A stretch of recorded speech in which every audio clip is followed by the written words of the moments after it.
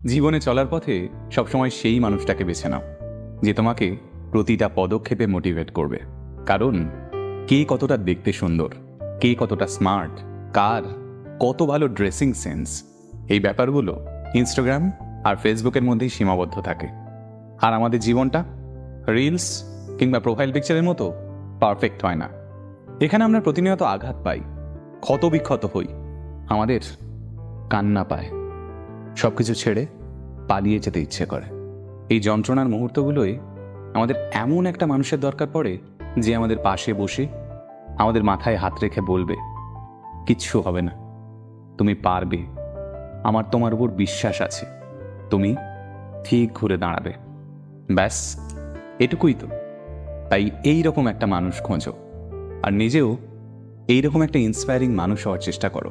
তাহলেই দেখবে জীবনটা অনেক সহজ হয়ে গেছে।